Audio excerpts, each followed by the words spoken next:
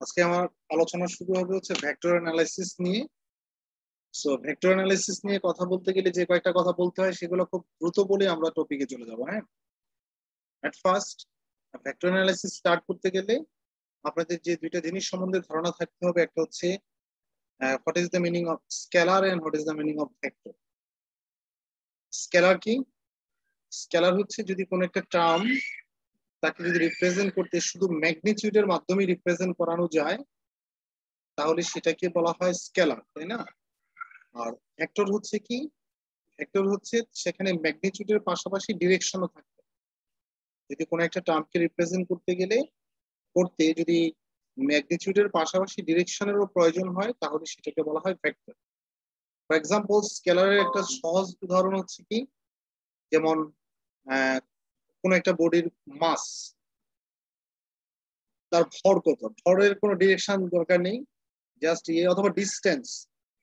For example, Ambarkhana থেকে বন্দরের distance কত, ডিস্টেন্স এখানে কিন্তু ডিরেকশন নট নেসেসারি, তাহলে সেটা হচ্ছে স্কেলার, তাই না? যেমন সময়, time, time is scalar quantity. সেরকম অনেক জিনিস আছে এগুলো হচ্ছে স্কেলার। তাহলে ভেক্টর কি? ভেক্টর হচ্ছে যেগুলো ডিরেকশন প্রয়োজন হবে। ফর এক্সাম্পল, ওয়েট, কোন একটা বডির ওয়েট সবসময় কোন দিকে কাজ করে, নিচের দিকে না? জি তার স্যার। ডিরেকশন আছে, ডিরেকশন যদি থাকে সেটা কি নিশ্চিতভাবে vector. As well as force, আপনি যেদিকে দিবেন, মনে করেন তাকে ধাক্কা দিচ্ছেন, সে একটা নির্দিষ্ট দিকেই যাবে, কারণ দিক আছে এখানে, তাহলে সেটা একটা ভেক্টর। সে ডিসপ্লেসমেন্ট, যেটাকে আর কি আপনারা বাংলায় সরণ বলতেন, ডিসপ্লেসমেন্ট এবং ডিস্টেন্সের মধ্যে পার্থক্য হচ্ছে যেটা মানে কি দেয়, কিন্তু একটাতে ডিরেকশন আছে, একটাতে ডিরেকশন নেই। ডিরেকশন যদি না থাকে ডিস্টেন্স হয়, আর যদি ডিরেকশন থাকে সেটা হয় ডিসপ্লেসমেন্ট। ফর এক্সাম্পল, আম্বরখানা থেকে বন্দরের দূরত্ব 2 কিলোমিটার, ফর এক্সাম্পল, তাহলে এটা হচ্ছে ডিস্টেন্স, তাহলে এটা স্কেলার কোয়ান্টিটি। বাট যদি এরকম হয় আম্বরখানা থেকে 2 কিলোমিটার দক্ষিণে হচ্ছে বন্দর, তখন সেটা ডিস্টেন্স হবে না, সেটা হবে ডিসপ্লেসমেন্ট, যেখানে ডিরেকশনও আছে। ওকে। জি আর স্যার। যে কোনো ভেক্টরকে কি অ্যারো সাইন অথবা বার ইত্যাদির মাধ্যমে রিপ্রেজেন্ট করানো হয়, তাই না? জি স্যার। বোল্ড লেটারেও লেখা হয়, বাট আমরা বইয়ে বোল্ড লেটারেই থাকে সাধারণত, বাট আমরা তো খাতা লিখতে পারবো না বোল্ড লেটারে, তাই না? সেজন্য আমরা অ্যারো সাইন দিই। অ্যারো সাইন তো বুঝেন, তীর, তীর চিহ্ন জি যেটা স্যার, বলা হয়। উপরে অ্যারো সাইন থাকে বা হ্যাঁ, বার অ্যারো থাকে বা সাইন। নিচে বার থাকে। হ্যাঁ, অথবা বারও থাকতে পারে, উপরে জাস্ট একটা বার, নিচে শুধু বার থাকতে পারে, সেগুলো ধরো ভেক্টরই বোঝে। তাহলে কোন একটা ভেক্টর যদি এরকম হয়, ফর এক্সাম্পল এ একটা vector which equals to axi ayj plus azk। আপনারা জানেন ভেক্টর হচ্ছে কি 3 ডাইমেনশনাল জিওমেট্রিতে রিপ্রেজেন্ট করানো হয়, তাই না? জি 3D, স্যার। 3 dimensional geometry. এখানে আইজে কি গুলো কি? আই হচ্ছে unit vector along x axis, j হচ্ছে ইউনিট ভেক্টর অ্যালং যে ওয়াই অ্যাক্সিস, সরি। আর কে হচ্ছে unit vector along z axis. আর এক্স কি? এক্স হচ্ছে যে component of the vector a along x axis. X x axis বরাবর তার কম্পোনেন্ট কি? এ ওয়াই হচ্ছে ওয়াই অ্যাক্সিস বরাবর তার কম্পোনেন্ট, আর এজেড হচ্ছে জেড অ্যাক্সিস বরাবর তার কম্পোনেন্ট। তাহলে এই কোন একটা ভেক্টর যদি এরকম, এগুলো আপনারা জানেন, আমি তারপর আমার স্বার্থেই ধরতে পারার কথা বলছি। তাহলে তার ম্যাগনিটিউডকে কিভাবে লেখা হয়? এ সিম্পলি এ দ্বারাও বোঝায় ম্যাগনিটিউড, অথবা এই যে modulus of. Magnitude of A which equals to square root of ax square plus ay square plus az square। Coefficient যেগুলো আছে আইজেকে এর, তাদের প্রত্যেককে স্কয়ার করে যোগ করে দিলে এবং স্কয়ার রুট করলে সেটা কি পাওয়া যায়? ওই ভেক্টরের ম্যাগনিটিউড পাওয়া যায়। যে কোনো ভেক্টরের ম্যাগনিটিউড বের করার টেকনিক এটি।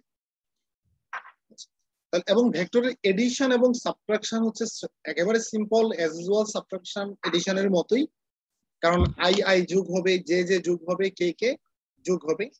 আবার সাবট্রাকশনটা সেম, আই থেকে আই এর টার্মটাই সাবট্রাক্ট হবে, জে থেকে জে এর টার্ম সাবট্রাক্ট হবে, কে থেকে কে এর টার্ম সাবট্রাক্ট হবে।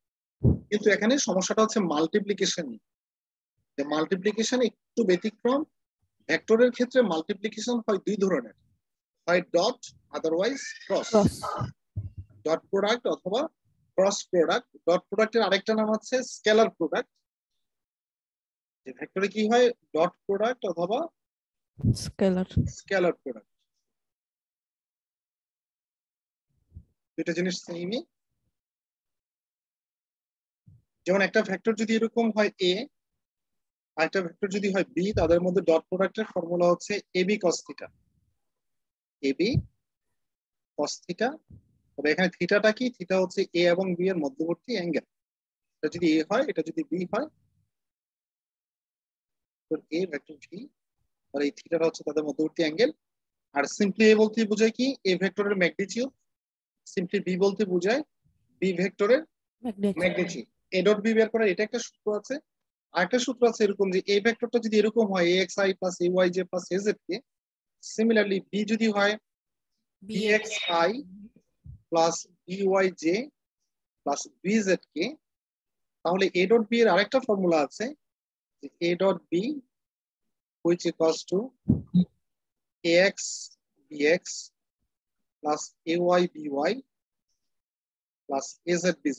এই ফর্মুলাটা মনে রাখার সহজ উপায় হচ্ছে এরকম যে আই এর সহগ গুণ হবে এ, প্রথম ভেক্টরের আই এর সহগ দ্বিতীয় ভেক্টরের আই এর সহগ গুণ হবে, তারপর জে এর সহগ গুণ হবে, কে এর সহগ কে এর সহগ গুণ হবে। ওকে, জি স্যার। ডট প্রোডাক্টের এই দুইটা টেকনিক আছে। আর ক্রস প্রোডাক্ট, এবং এটাকে স্কেলার প্রোডাক্ট কেন বলা হয় ডট প্রোডাক্ট থেকে? বিকজ এই ডটের মাধ্যমে যে গুণনের ফলে রেজাল্টটা কি, এটাকে স্কেলার কোয়ান্টিটি কিনা দেখেন তো। A জি হচ্ছে স্যার। ম্যাগনিটিউড, একটা scalar quantity. B is also magnitude, so this is also scalar. cos theta কোন একটা অ্যাঙ্গেল, cos এর কোন একটা অ্যাঙ্গেল, এটা কি স্কেলার না? জি স্যার। তাহলে তিনটা স্কেলারকে মাল্টিপ্লাই করলে কি স্কেলারই তো হবে। জি স্যার। তাহলে যেই গুণনের ফলে, মানে বাংলাতে যদি আমি একদম ইয়েতে বলি, যে গুণনের ফলে স্কেলার মান আসে সেই গুণনকে বলা হয় কি? স্কেলার গুণন। যে রেজাল্টটা যদি স্কেলার আসতেছে সেজন্য এটাকে বলছি আমরা scalar product. So now the cross product কি? তাহলে কেমন? ক্রস প্রোডাক্টের আরেকটা নাম হচ্ছে ভেক্টর প্রোডাক্ট, এটাকে আপনারা ভেক্টর গুণন বলতেন। ক্রস প্রোডাক্ট অথবা এটাকে বলা হয় ভেক্টর প্রোডাক্ট।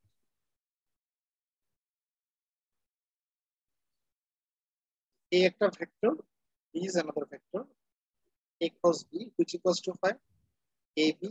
এটারও দুইটা সূত্র, এ বি সাইন থিটা, তবে একটা ইউনিট ভেক্টর আসবে ইটা। ইটা নামক কি আসবে? একটা ইউনিট ভেক্টর। সিম্পলি আপনারা এ বুঝেন, সিম্পলি এ বলতে কি বোঝায়? Magnitude of the vector A. B বলতে বোঝায় magnitude of the vector B. Sine theta তো হচ্ছে ওই যে অ্যাঙ্গেলের উপর ডিপেন্ড করবে। আর ইটা কি? ইটা হচ্ছে একটা ইউনিট ভেক্টর। তাহলে তার প্রশ্ন হচ্ছে তার দিক কোন দিকে, তার দিকটা কোন দিকে, তাই না? তাহলে তার দিকটা হয় সব সময়, একটু একটু বুঝতে হবে, তার দিক নির্ণয় করা যায় কিসের মাধ্যমে? রাইট হ্যান্ডেড স্ক্রু রুল, যেটাকে আপনারা বাংলায় বলতেন ডান হাতের স্ক্রু নিয়ম। এখন মনে আছে কিনা ফিজিক্স অবশ্যই জি পড়েছেন, স্যার। ফিজিক্সের চ্যাপ্টারটাতে, ভেক্টর চ্যাপ্টারটাতে পড়েছেন ডান হাতের স্ক্রু নিয়ম। যেমন এরকম যে এ হচ্ছে একটা vector, B is another vector. ধরে নেন এর দিক হচ্ছে এদিকে আর বি হচ্ছে এটা, এবং এ বি যে সারফেসে থাকবে, ধরে নেন আমার এই যে মোবাইলটা, এটা যদি একটা সারফেস হয়, তাহলে এখানে একটা ভেক্টর এ থাকবে, এইদিকে একটা থাকবে। তাহলে ইটার দিক হবে সবসময় এই সারফেসের সাথে লম্বভাবে থাকবে। সারফেসের উপরে কি থাকবে? লম্বা। লম্বভাবে থাকবে। সেটা উপরের দিকে হতে পারে, সেটা নিচের দিকেও হতে পারে। তাহলে এখন প্রশ্ন হচ্ছে স্যার কখন উপরের দিকে হবে, কখন নিচের দিকে হবে? মানে আপনি আপনার টেবিলে দুইটা ভেক্টর রাখেন পাশাপাশি, তাহলে এটা লম্বভাবে টেবিলের উপরের দিকেও যেতে পারে, নিচের দিকেও যেতে পারে। ইটার দিক, তাহলে ইটার দিক কি? এই যে এরকম লম্বভাবে হবে, সেটা উপরেও হতে পারে, সেটা নিচের দিকেও নামতে পারে। তাহলে প্রশ্ন হচ্ছে এই এ ক্রস বি এর ক্ষেত্রে কি উপরের দিকে হবে না নিচের দিকে হবে? সেটা ডিপেন্ড করবে কিসের উপরে? ডাইন হ্যান্ড, মানে ডান হাতে স্ক্রু নিয়ম, মানে রাইট হ্যান্ডেড স্ক্রু রুল। যেমন দেখেন আপনি এখানে কার সাথে কাকে গুণ করছেন? এ এর সাথে বি কে গুণ বিকে। করছেন। তাহলে আপনার দিকটা কোন দিকে? এ এর সাথে বি কে গুণ করছি। তাহলে দেখেন এখানে যদি একটা স্ক্রু রাখেন, এখানে এই জায়গাতে যদি একটা স্ক্রু রাখেন, হ্যাঁ একটা স্ক্রু আছে ধরে নেন, তাহলে আপনি এই যে এ থেকে বি এর দিকে এই ডিরেকশনটা কি এন্টি ক্লকওয়াইজ কিনা, ঘড়ির কাঁটার উল্টা দিকে কিনা? এই ঘড়ির কাঁটা ঘুরে কিভাবে? এভাবে। জি স্যার। জি এই স্যার। যে হচ্ছে ঘড়ির কাঁটার উল্টা দিকে। তাহলে এখন বলেন একটা স্ক্রুকে যদি আপনি ঘড়ির কাঁটার উল্টা দিকে ঘোরান, সে উপরের দিকে উঠবে না? জি স্যার। কোন একটা স্ক্রুকে যদি ঘড়ির কাঁটার উল্টা দিকে যদি ঘুরাইতে থাকেন, তাহলে সে উপরের দিকে উঠবে না? জি স্যার। উপরের দিকে ওঠা মানে কি? তাহলে এই ভেক্টরের ক্ষেত্রে এটার ডিরেকশন অবশ্যই উপরের দিকে, লম্বভাবে তো থাকবে, তবে সেটা উপরের দিকে। এ বি যে সারফেসে থাকবে তার সাথে লম্বভাবে থাকবে এবং উপরের দিকে। কিন্তু যদি এরকম বলা হয় যে এর জন্যই আপনি বি ক্রস এ বের করেন, বি ক্রস এ তাহলে অ্যাকর্ডিং টু দ্য ফর্মুলা হওয়া উচিত কি বি এ সাইন থিটা ইটা।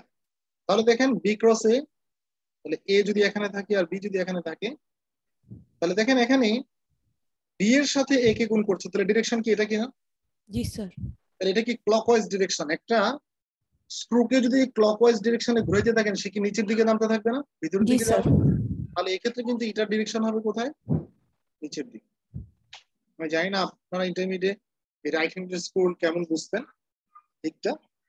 এই হচ্ছে দিক নির্ণয়ের উপায় এটা, এবং তার ম্যাগনিটিউড সবসময় ওয়ান, ইউনিট ভেক্টর। এটা একটা ইউনিট ভেক্টর। তাহলে এই ক্রস প্রোডাক্টকে কেন ভেক্টর প্রোডাক্ট বলা হচ্ছে? কারণ আপনি এ হচ্ছে scalar, B scalar, sine theta scalar, এই তিনটা স্কেলারকে গুণ করলে স্কেলারই হয়, বাট তার সাথে কি গুণ আছে আবার? ভেক্টর। ভেক্টর। তাহলে আলটিমেটলি রেজাল্টটা কি ভেক্টর না? জি স্যার। সেজন্য যে গুণনের ফলে গুণফলটা ভেক্টর হয় সেটাকে বলা হয় ভেক্টর গুণন। ঠিক আছে? এটার ক্ষেত্রে আপনার বের করার ক্রস প্রোডাক্ট বের করার দুইটা সূত্র, একটা সূত্র তো এটা, আরেকটা সূত্র হচ্ছে ওই ডিটারমিনেন্টের সাহায্যে বের করা যায়। জি স্যার। যে a cross b which equals to determinant of, first রোতে হচ্ছে i j k বসবে ইউনিট ভেক্টর গুলো, সেকেন্ড রোতে বসবে এই যে ফার্স্ট যে এ ভেক্টর এক্স কম্পোনেন্ট গুলো y, a x a y ax ay az bx by। জি স্যার। এটা একটু হতে, তার তো ডিটারমিনেন্ট তো বের করাই যায়, বের করা যাবে না তার ডিটারমিনেন্ট? জি স্যার। সেটাও কিন্তু ক্রস প্রোডাক্টের একটা ফর্ম। ওকে, তাহলে এখন যদি আপনাকে দুইটা ভেক্টর দিয়ে যদি বলা হয় find the angle between this two vector, বের করা যাবে কি? জি স্যার। এগুলো কিন্তু ইন্টারমিডিয়েট পড়া, হ্যাঁ। জি স্যার। ছোট্ট একটা না বললে আবার যদি কোনো কারণে টিউটোরিয়াল বা ইয়াতে চলে আসে বা ভাইভাতে জিজ্ঞেস করলে বলেন স্যার এটা বলেন।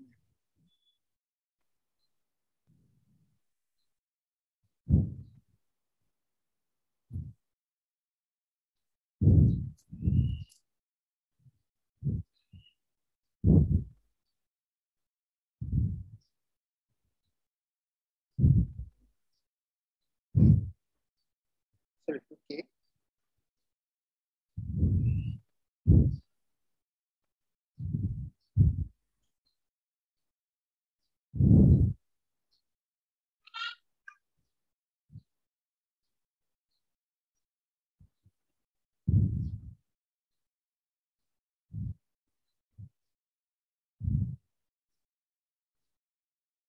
ধরেন এই দুইটা ভেক্টরের মধ্যবর্তী অ্যাঙ্গেল আপনাকে বের করতে হবে। তাহলে দেখেন তো according to the formula of a dot b, আমরা কি জানি ab cos থিটা, তাই না? জি স্যার। তাহলে এখান থেকে cos থিটা সমান নিশ্চয়ই লেখা যাবে a dot b divided by ab। জি স্যার। হয়ে যাবে। a বলতে কি বোঝায়? a ভেক্টরের ম্যাগনিটিউড, b বলতে বোঝায় b ভেক্টরের ম্যাগনিটিউড। তাহলে দেখেন এখানে a দেওয়া আছে, তাহলে a এর ম্যাগনিটিউড বের করা যাবে না? জি স্যার। সূত্র কি বলে? Square root of 2 square plus 1 square plus 2 square. 2 square plus 1 square plus 2 square which equals to 3, তাই জি না? স্যার। জি স্যার। আচ্ছা, এবার আসলে b এর ম্যাগনিটিউড যখন বের করবেন আসবে কি 3 square plus 2 square plus 4 square, কত আসে? 16 20 29, স্কয়ার রুট অফ 29, তাই না? জি স্যার। Square root of 29। আচ্ছা, আবার ক্রস ডট প্রোডাক্টে তো আমরা এই সূত্রটা কি জানতাম যে a ডট b সমান যে এ এক্স প্লাস যে আপনার i এর কোএফিসিয়েন্ট গুণফল, এই যে এখানে i এর কোএফিসিয়েন্ট হচ্ছে 2, এখানে হচ্ছে এখানে 6, প্লাস এখানে হচ্ছে j এর কোএফিসিয়েন্ট 1, এখানে j এর কোএফিসিয়েন্ট 2, 2 কি 2, এখানে হচ্ছে 4, এখানে হচ্ছে 2, তাহলে 8। তাহলে দেখেন তো a ডট b কত পাচ্ছি? স্যার 16। 16। এবার আসেন, তাহলে এখন এই ভ্যালুগুলো যদি বসিয়ে দিই, cos থিটা সমান আমরা জানি a ডট b, তাহলে a ডট b এর ভ্যালু কত? 16 by 3 root 22। ক্যালকুলেটর আছে কি করে বলছে? টেবিলের সামনে আছে ক্যালকুলেটর?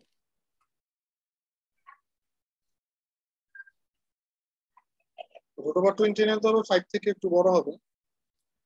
স্যার 0.9903 সরি, ভ্যালুটা আসে 0.9903। শিওর? জি স্যার, এটাই তো আসে 16 ওভার by 0.9903। হ্যাঁ ঠিক আছে, কারণ 16 থেকে একটু বড় আসছে। জি স্যার 0.9903। 9903 তাহলে এখন কি cos ইনভার্স দিয়ে cos করা যাবে? জি স্যার এখান cos থেকে ইনভার্স থেকে দিলে কত আসে? 90 এর কাছাকাছি কোনো, মানে 80 কোনো আসবে।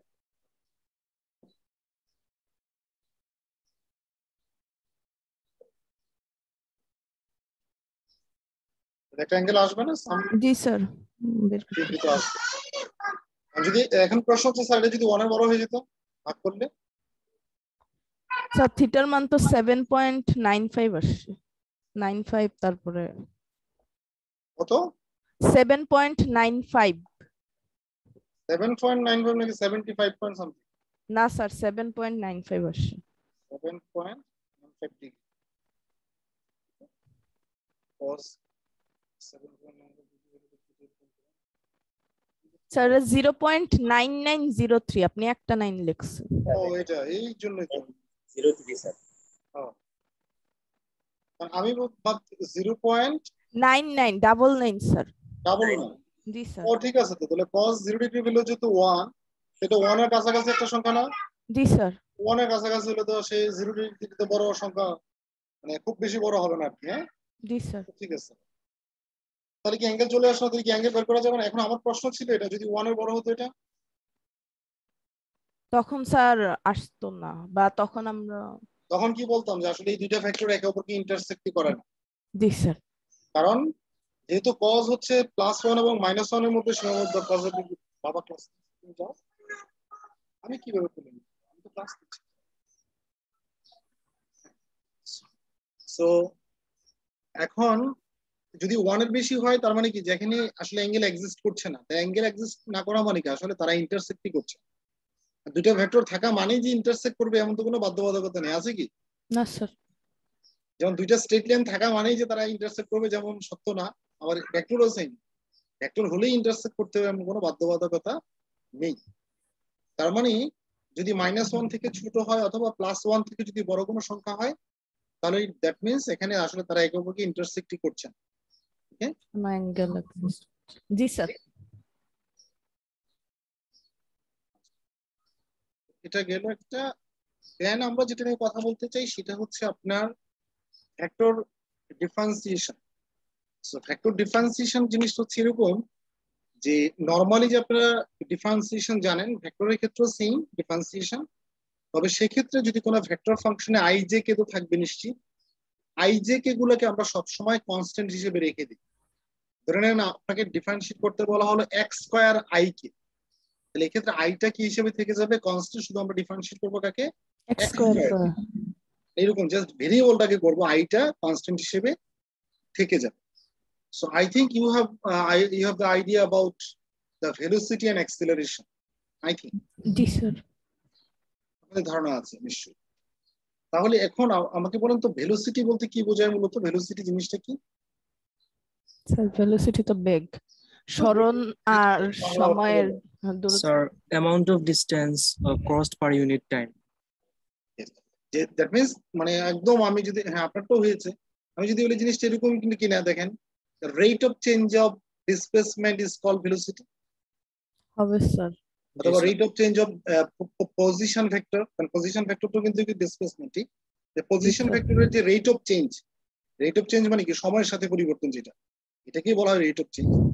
তাহলে rate of change of displacement or position vector is called velocity, Yes as sir. well as the rate of change of velocity is called acceleration, তাই না? জি Yes, sir. স্যার সো এই টাইপের একটা প্রবলেম একটু। এবং আপনারা নিশ্চয়ই জানেন, আপনাদের Newton second law of motion সম্বন্ধে নিশ্চয়ই ধারণা আছে। জি স্যার এই ফেমাস তিনটা ল ছিল মোশনের ক্ষেত্রে। একটা ছিল ফার্স্ট ল, ছিল কি ফার্স্ট লটা ছিল এরকম যে যদি আপনি কোনো এক্সটার্নাল ফোর্স যদি না দেন কাউকে, তা স্থির তাহলে বস্তু হ্যাঁ চিরকাল যে স্থির কোনো এবং গতিশীল বস্তু চিরকাল সুষম গতিতে সরল পথে চলতে গতিতে থাকবে চলতে থাকবে, তাই না? জি স্যার যদি কোনো এক্সটার্নাল ফোর্স না দেন।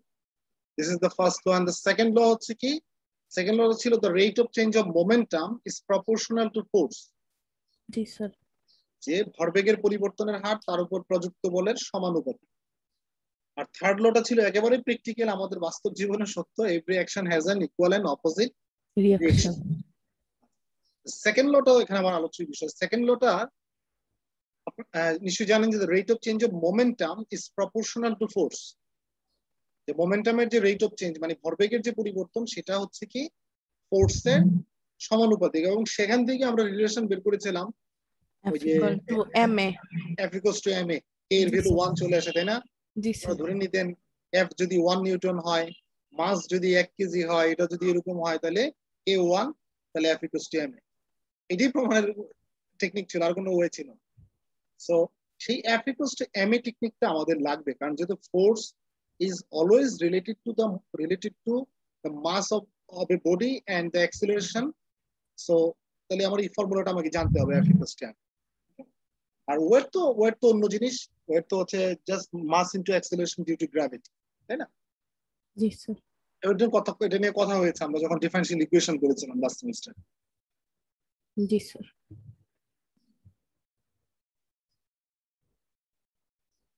The question: a particle of mass, এই আমার ইন্টারনেটে সুইচ অফ করে দিই, যাও তুমি রুমে যাও। আসলে বাসায় বসে ক্লাস নেওয়ার ওরাও কি করবে বলেন, ওরাও বন্দি আমার জন্য। মাস কি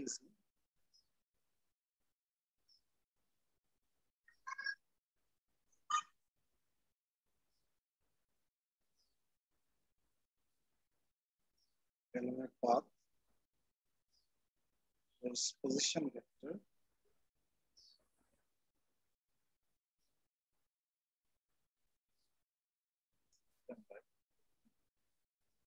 আসলে এটা হয়ে গেছে কি, মনে করেন গত 1 বছর আগে যখন ক্লাস শুরু করি অনলাইনে, ওদেরকে তাও এক রুমে বন্দি করে ক্লাস নেওয়া যেত, দরজা আটকে দিয়ে। এখন আর দরজা আটকানো একদম পছন্দই করে না, যেন ওরা ভুলবে।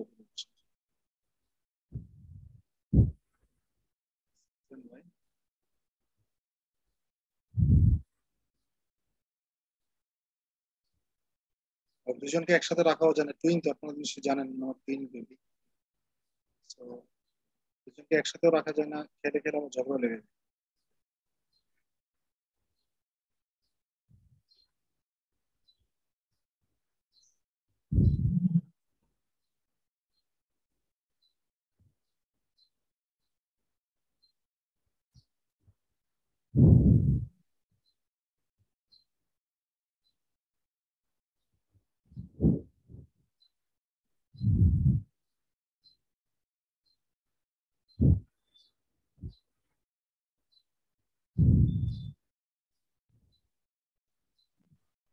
আমি একটা কোশ্চেন জাস্ট লিখতে, find the force,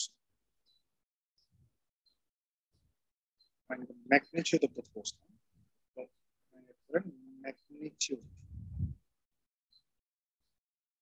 of the force at equals to 0.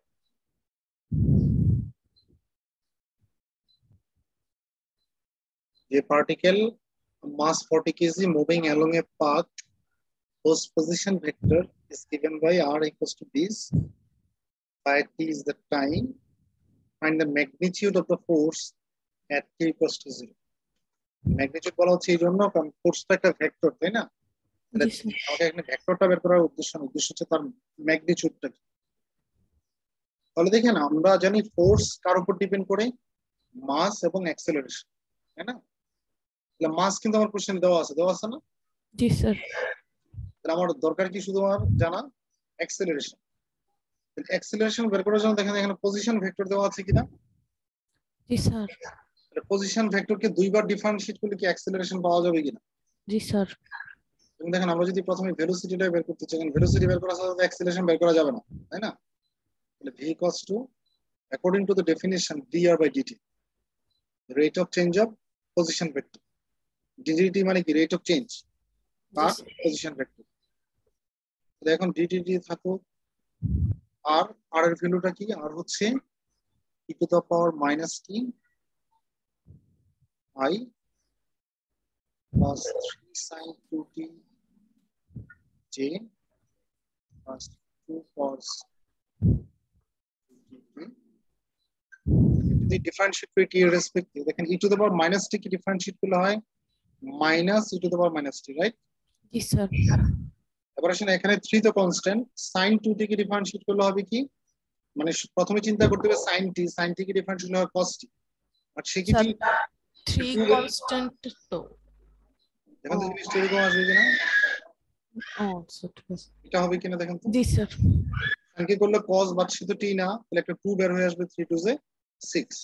Similarly এখানে দেখেন cos কে ডিফারেন্সিয়েট করলে হয় মাইনাস sin, এবং একটা 2 বের হয়ে আসবে না, -4 sin 2t। 4 sin 2t। কে এটা পাচ্ছে হচ্ছে ভেলোসিটি। তাহলে এখান থেকে যদি অ্যাক্সেলারেশন বের করতে চাই, আবার এটা ডিফারেন্সিয়েট করব। অ্যাক্সেলারেশন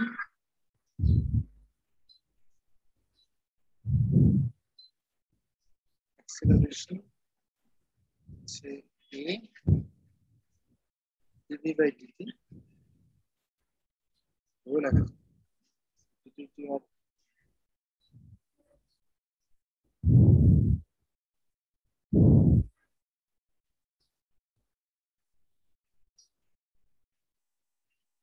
বাবা, তুমি নয়েজ করছো কেন এখানে, বলো।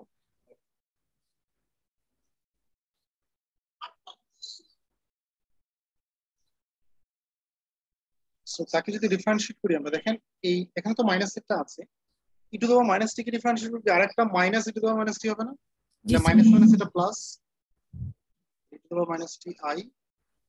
এবার আসেন এখানে, এখানে কি আসবে, কি কস্টে করলে হয় মাইনাস সাইন এবং একটা 2 বের হয়ে আসবে না আবার, জি sir. -12 sin 2t। 2t j, এখানে সাইন কে ডিফারেন্সিয়েট হয় cos, তাহলে হবে কি -8 cos 2t কে। এটা পাচ্ছি কি অ্যাক্সিলারেশন অ্যাজ এ ভেক্টর, এবং জি এটা স্যার। হচ্ছে ফর এনি টাইম t এর জন্য, t এর ভ্যালু যে কোনো কিছু হইতে পারে এখানে। বাট আমার ক্ষেত্রে, আমার এই প্রবলেমটাতে ফোর্স বের করতে বলা হচ্ছে কি t ইকুয়াল টু যখন 0 তখন ফোর্স কত, তাই না? জি স্যার। আমরা তো পেয়েছি কি অ্যাক্সিলারেশন এট এনি টাইম, আপনি জানেন না t এর ভ্যালু কত। স্যার আমরা একটু যদি, উপরে উঠান, ওই ওই মাঝখানে একটা লাইন লিখিনি। ঠিক আছে। তাহলে এখন যদি at t equals to 0 এর ভ্যালু বের করা যাবে না, যে a সমান কি জি হয় স্যার। তাহলে। তাহলে দেখেন, তাহলে এখানে t যেখানে আছে সেখানে কি বসাবো আমরা, 0 বসাবো। দেখেন t এর ভ্যালু যদি 0 বসান, e টু দি পাওয়ার 0 মানে কি 1, তাহলে থাকে কি i, এখানে t এর ভ্যালু 0 বসালে সেকেন্ড টার্মটা কি ফিনিশ হয়ে যাবে না। জি স্যার। এবার আসলে এখানে যদি t এর ভ্যালু 0 বসান লাস্টের টার্মটাতে, cos 0 এর ভ্যালু হচ্ছে 1, তাহলে থাকে কি8 -8k।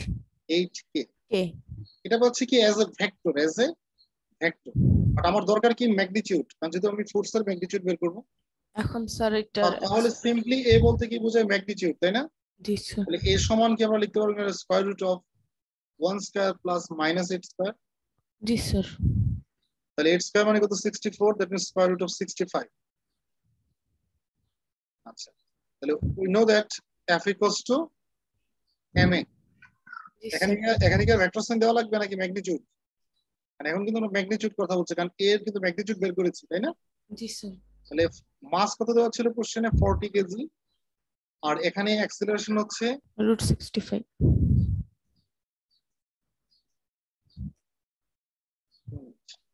কেন ইউনিট বলছি, আমরা তো এর ইউনিটটা ইউনিট জানি না। ইউনিট বলছি এই জন্য কারণ অ্যাক্সিলারেশনের ক্ষেত্রে আমি কিন্তু জানি না এটা কি ফিট পার সেকেন্ড নাকি সেন্টিমিটার পার সেকেন্ড স্কয়ার নাকি মিটার পার সেকেন্ড স্কয়ার, সেটা কিন্তু আমরা জানি না, তাই না? জি স্যার। সেই জন্য বলতে পারছি না। হ্যাঁ, তার মাসটা জানি আমি কেজিতে, সো এখানে কিন্তু বলা যাচ্ছে না, সেজন্য বলছি ইউনিট। ইউনিট আবার যেটাই হোক, যদি মিটার পার সেকেন্ড করা হয় তখন নিউটন হবে, তাই না? জি যদি স্যার। যদি ফিট পার সেকেন্ড হয় তখন অন্য ধরনের জিনিস আসবে, তাই না? জি স্যার। সেটা ডিপেন্ড করবে, সেজন্য আমরা বলছি আরবিট্রারিলি দিস ইজ ইউনিট। বুঝতে পেরেছেন কি? জি স্যার।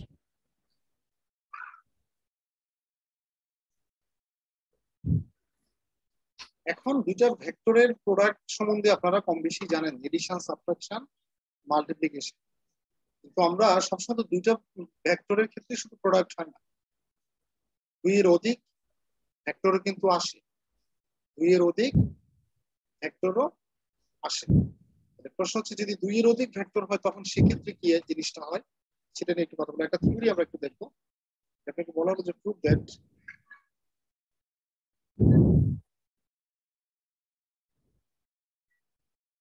cross C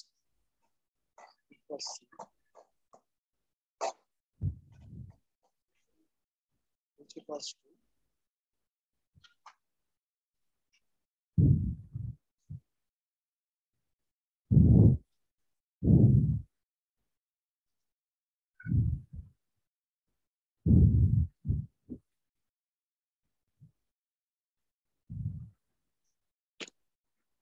এটা হচ্ছে ভেক্টরের ট্রিপল প্রোডাক্ট। হ্যাঁ, ভেক্টরের ট্রিপল প্রোডাক্ট, তিনটা ভেক্টরের যদি গুণ।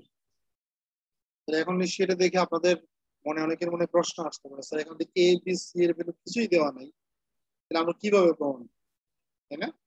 জি স্যার। মানে দেওয়া নাই, এক্ষেত্রে হচ্ছে মান আপনাকে ধরতে হবে, মান আপনাকে ধরে নিতে হবে। ধরে নেওয়ার জন্য আমরা মধ্যপন্থা অবলম্বন করি। হ্যাঁ, মধ্যপন্থা এই জন্য বলছি, একটা হচ্ছে উদারপন্থা, একটা কৃপণতা, আর মাঝখানে হচ্ছে মধ্যপন্থা, তাই না? যেমন একজন চিন্তা করতে পারে যে এ বি সি গুলো আমি এমন ভাবে ধরবো যে তিনটার মধ্যে আই জে কে থাকবে। ধরে নেন আপনি একজন চিন্তা করতে পারে যে স্যার আমি এ ধরবো হচ্ছে X I plus K Y J plus AZ K, B কেও ধরবো B X I B Y J BZ K, C কেও ধরবো, এরকম। এটাকে বলা হয় বিলাসিতা। হ্যাঁ, উদারপন্থা মানে একদম আপনি চিন্তা করে নিলেন। কৃপণতা কোনটা? কৃপণতা হচ্ছে কেউ তো এরকমও চিন্তা করতে পারে যে স্যার এ হচ্ছে আমার শুধু এ ওয়ান আই, বি হচ্ছে বি টু জে, সি হচ্ছে সি থ্রি কে। এটা কি ভেক্টর না? জি স্যার। ভেক্টর, কিন্তু এটা ক্ষেত্রে হচ্ছে কৃপণতা হয়ে যায়। থিওরিটা আসলে প্রুভ করার জন্য দিস ইজ নট এনাফ। হ্যাঁ, কৃপণতা।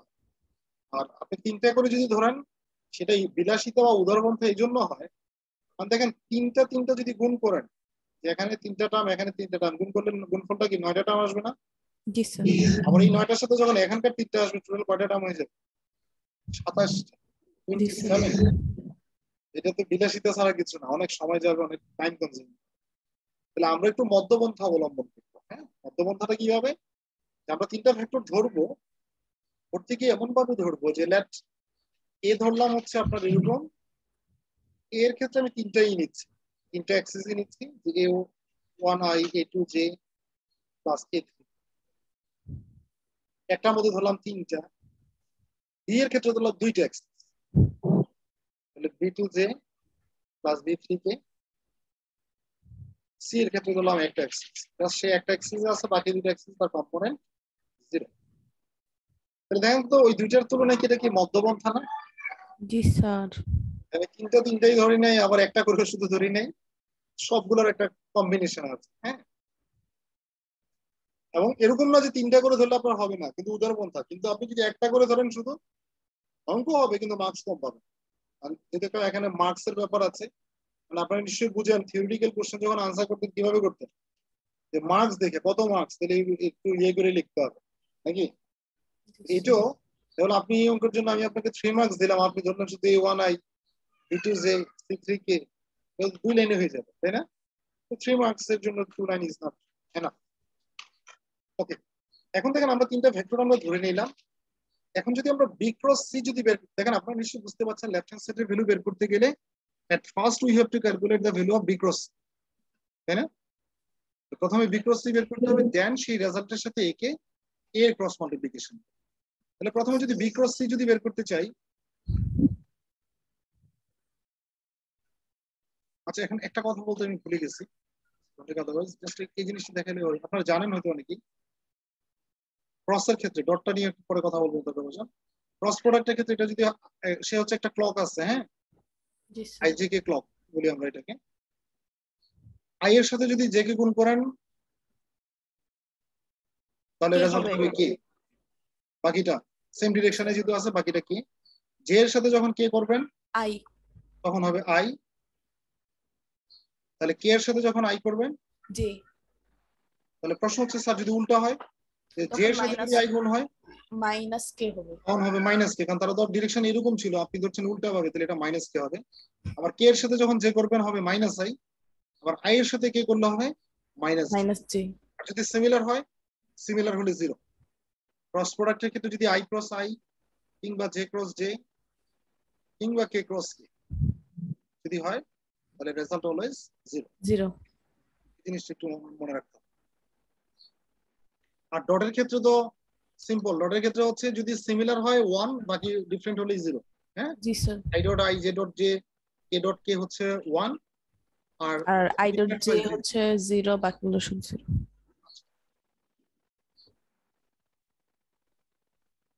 তাহলে দেখেন এখানে বি ক্রস সি যখন বের করবো, আমি জাস্ট ওই ডিটারমিনেন্টে যেতে যাচ্ছি না, এটা সিম্পলি করা যায় যেহেতু ছোট ইয়ে আছে। তার সাথে ক্রস প্রোডাক্ট হবে কার, C3k এর।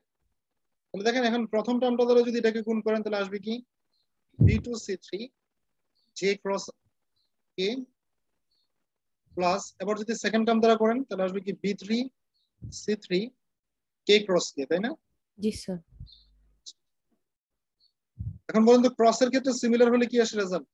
0, ক্রসের লাস্ট টার্মটা 0 হয়ে যাবে, আর ওইটা হবে আই।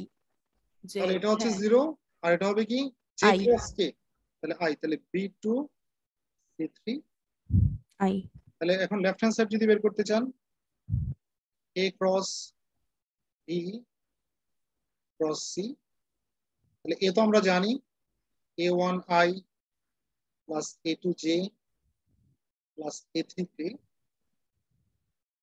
তার সাথে আমাদের ক্রস দিতে হবে কার, B2C3I এর, তাই না? জি স্যার। তার সাথে এই দেখেন প্রথমটার সাথে গুণ করলে কি 0 হবে না? যে প্রথমটার সাথে যদি গুণ করেন এটা 0 হবে না, কারণ I ক্রস I মানে কি 0। জি স্যার। এই যে এটা আসবে কি A1 B2C3 I cross I, I cross I মানে তো 0, প্রথমটা তো লেখার দরকার নেই। এবার আসেন দ্বিতীয়টা দিয়ে যদি গুণ করি আসবে কি A2 B2C3 J cross I, plus লাস্টের টার্ম দ্বারা যদি করি আসবে কি A3 B2C3 K cross I। এবার আসেন J ক্রস I সমান কি মাইনাস K কিনা? জি স্যার। কারণ I এর সাথে J গুণ করলে K হয়, তাহলে J এর সাথে I গুণ করলে কি হবে, মাইনাস K। তাহলে এটা হবে কি মাইনাস A2 B2C3 K। এবার আসেন এখানে K ক্রস I সমান তো J পাশের J, তাহলে A3 B2C3 J। তাহলে লেফট হ্যান্ড সাইডের ভ্যালুটা পেলাম, যদি রাইট হ্যান্ড সাইডের ভ্যালু এটা আসে তাহলে আমার ভ্যালুটা প্রুফ হবে। তাহলে রাইট হ্যান্ড সাইডে দেখেন, রাইট হ্যান্ড সাইডে আমার ছিল, আমার যদি ভুল না হয় রাইট হ্যান্ড সাইডটা ছিল এরকম যে B A dot C minus C A dot B, তাই না? জি স্যার। তাহলে এটা দেখে বোঝা যায় যে প্রথমে আপনাকে A ডট C এবং A ডট B এর ভ্যালু বের করতে হবে, তাই না?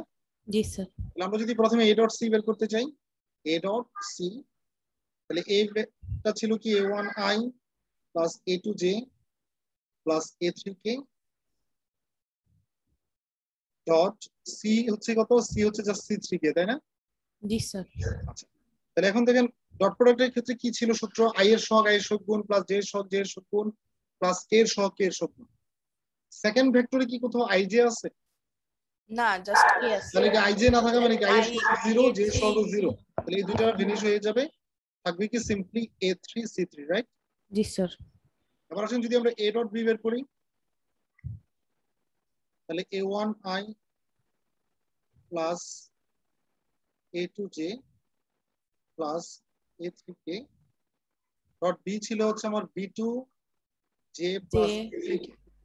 কে তাহলে এখন দেখেন ডট প্রোডাক্টের সাথে I এর সহগ I এর সহগ গুণ হয়, এখানে তো I নাই, তাহলে এটা A2 0 B2 plus A2 A3 B3 plus A3। তাহলে এখন দেখেন আমরা A ডট C এবং A ডট B এর ভ্যালু জানি, তাহলে রাইট হ্যান্ড সাইডটা বের করা সম্ভব নাকি? জি স্যার। রাইট হ্যান্ড সাইড ছিল আমার এটা, রাইট হ্যান্ড সাইড B এর সাথে সিম্পল মাল্টিপ্লিকেশন কার A ডট C এর জি sir. Minus C A dot B। তাহলে দেখেন B বলতে ছিল কি আমার B হচ্ছে B2J প্লাস B3K, আর A ডট C এর ভ্যালু আমরা একটু আগে পেয়েছি না, এটা A3C3 জি স্যার। মাইনাস C হচ্ছে কি আমার C3K, আর A ডট B এর ভ্যালু মাত্র এটা পেয়েছি কিনা যে A2B2 জি স্যার। A3B3। আচ্ছা, এখন দেখেন তো এইটা কি স্কেলার আর এটা হচ্ছে ভেক্টর, তাহলে সিম্পল গুণ, তাই না? জি স্যার। যদি সিম্পল মাল্টিপ্লিকেশন করে আসবে কি A3B2C3J, কয়টার সাথে গুণ করে আসবে কি প্লাস A3B3C3K, আর এটা দিয়ে যদি এটাকে গুণ করে আসবে কি minus A2B2C3K plus minus minus a3 b3 c3। তাহলে দেখেন তো এটা প্লাস এর আর এটা মাইনাস এর ক্যান্সেল হয়ে যাবে কিনা? জি স্যার। তাহলে যেটা থাকে এটা কি দেখেন তো লেফট হ্যান্ড সাইডের ভ্যালু সমান কিনা? জি স্যার। একদম লেফট হ্যান্ড সাইডের মতো করে যদি দেখি মাইনাস এরটাকে প্রথমে নিয়ে আসি,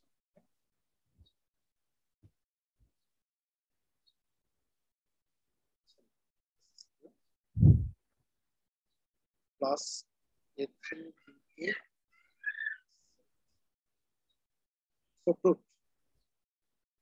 সো এটা হচ্ছে ভেক্টর ট্রিপল প্রোডাক্ট। তাহলে এখন যদি আপনার যদি কোথাও অঙ্ক চলে আসে, ধরে নেন অঙ্কটা এমন ভাবে চলে আসলো, আপনাকে বলা হলো যে মনে করেন তিনটা বড় ভেক্টরে দেওয়া আছে, হ্যাঁ তিনটা বড় ভেক্টরে দেওয়া আছে। ফর এক্সাম্পল এ দেওয়া আছে 3i plus 4j plus 3k, তারপর বি দেওয়া আছে 2i minus j plus 2k, C হচ্ছে দেওয়া আছে i প্লাস 3j প্লাস। আপনাকে বলা হলো find a cross b cross c। তাহলে আপনি কি ওই যে ডিটারমিনেন্ট দিয়ে এভাবে করতে থাকবেন? অনেক সময় লাগবে না? দরকার নেই, কারণ আপনি তো এটা সমান সূত্রই জানেন যে b into a dot c minus c into a dot b। G sir. তাহলে দেখেন a ডট c কে এখান থেকে খুব সহজে বের করা যাবে না? জি স্যার। এই যে i এর সহগ i এর সহগ গুণ করেন, 3 একে 3, কয়টা হচ্ছে 12, কয়টা হচ্ছে 3, কত হয় 15 18। a ডট b যদি বের করেন a এবং b, তাহলে 6 মাইনাস 4 প্লাস 6, 12 থেকে 4 গেট 8, তাই না? তাহলে আমরা জানি এটা সমান কি b a dot c minus c a dot b। তাহলে এখন বসিয়ে দেন না মানটা, তাহলে তো একদম সিম্পল, দুই তিন লাইনে হয়ে যাচ্ছে, তাই না? জি স্যার।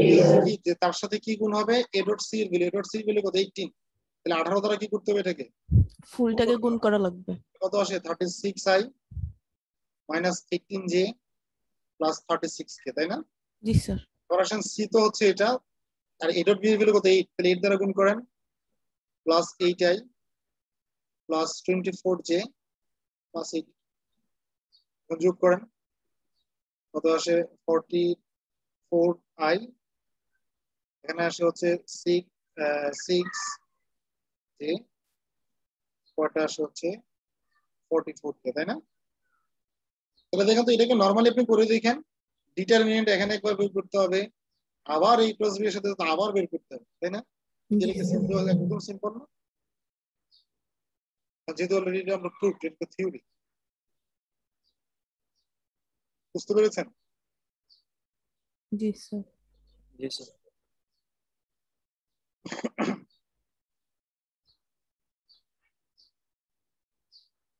এই হচ্ছে আমাদের ইয়ে। আমি একটু হয়তো প্রথম থেকে কয়েকটা ক্লাস একটু দ্রুতই টানবো, আর তো অনেক কথা একটু ইয়ে করে বলবো, তারপরে যদি আপনাদের সমস্যা তো বলবেন, আশা করি খুব বেশি সমস্যা হওয়ার কথা না। মানে এগুলো অনেক কিছুটা মানে একদম বেসটা আপনাদের আগে থেকে জানা আছে, তারপরে একটু আলোচনা করেছিলাম আমি আজকে। তো এখানে যে জিনিসটা পার্শিয়াল ডেরিভেটিভ সম্বন্ধে আপনাদের ধারণা আছে কম বেশি, কারণ আমি ডিফারেন্সিয়াল ইকুয়েশনে পড়িয়েছি, ইভেন কমপ্লেক্স অ্যানালাইসিসে পড়েছি পার্শিয়াল ডেরিভেটিভ। জি স্যার। পার্শিয়াল ডেরিভেটিভ টেকনিক কি ছিল, যখন এক্স এর রেসপেক্টে ডিফারেন্সিয়েট করি ওয়াই জেড গুলো কনস্ট্যান্ট থাকে, তাই না? জি স্যার। আবার ওয়াই রেসপেক্টে করলে এক্স জেড কনস্ট্যান্ট থাকে, মানে এটা ছাড়া অন্যগুলো কনস্ট্যান্ট। এই লজিকটা কাজে লাগবে আমাদের সামনের ক্লাসগুলোতে, মানে এখানে পার্শিয়াল ডেরিভেটিভের অনেক টার্ম আসবে। তো পার্শিয়াল ডেরিভেটিভ যদি আপনি না জানেন না বুঝেন তাহলে ওগুলো কিছুই বুঝবেন না। তো ভেক্টরে যে জিনিসটা মনে করে করতে হবে সেটা হচ্ছে সবাই অঙ্ক করে, আমি এমনও দেখেছি 30-তে 30 আনসার করে 5 পেতেও দেখেছি। কারণ কি, মানে ওটা খুব বেশি ভুল হয়েছে তা না, কিন্তু এমন ভুল যেটা হচ্ছে ওই যে বলে না এটা যে অমার্জনীয় অপরাধ, মার্জনা করার মতো না। যেমন আপনি যদি কোনো একটা ভেক্টর আপনি লিখলেন a ক্রস b সমান, আপনি জানেন ভেক্টর আসার কথা, কিন্তু আপনি আই জে কে লিখলেন না, অথবা আই জে কে এর উপরে হ্যাড দিলেন না, তাহলে কি একটা ভেক্টর থাকবে নাকি স্কেলার হয়ে যাবে? স্কেলার। একটা ভেক্টর সমান তো স্কেলার কখনো ইম্পসিবল, সম্ভব না, তাই না? ভেক্টর ইকুয়ালস টু ভেক্টর হবে। এই ভেক্টর সাইনগুলো খুব মনোযোগ সহকারে দিতে হবে, পরীক্ষা শেষে দরকার যেন আবার রিভাইজ দিতে হবে যে ভেক্টর সাম করে দিচ্ছি কিনা ঠিক মতো। অথবা পার্শিয়াল ডেরিভেটিভ হচ্ছে ডেল ডেল এক্স, অনেকে ডিডিএক্স লেখা, আপনাদেরও লিখেছে কমপ্লেক্সের সময়। শুধু কমপ্লেক্স না, ডিফারেনশিয়াল ইকুয়েশন, ওই যে এক্সাক্ট ডিফারেনশিয়াল অনেকেই ডিএম বাই ডিওয়াই এরকম লিখেছে। সো এটা কখনোই এক না, পার্শিয়াল ডেরিভেটিভের সাইন সিম্বলের কারণে অনেকে জিরো পায়। আমি পার্শিয়াল মার্কিং করি ঠিক আছে, কিন্তু একটা সীমাবদ্ধতা আছে না আমার, তারপরও যে এর পরে হইলে আর পার্শিয়াল মার্কিং হয় না। আপনি জানেন না এটা সময়, কেউ যদি ভেক্টর সমান স্কেলার লিখে দ্যাট মিন্স তার ভেক্টর সম্বন্ধে কোনো ধারণা আছে? কোনো ধারণাই নেই। যাই হোক, আজকে পর্যন্তই, পরের ক্লাস তো শনিবারে। কোনো প্রশ্ন আছে কি আজকে ক্লাস নিয়ে?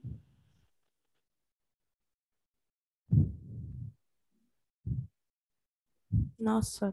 আচ্ছা, ঠিক আছে, সবাই ভালো থাকবেন। আসসালামু আলাইকুম আসসালামু স্যার। আলাইকুম।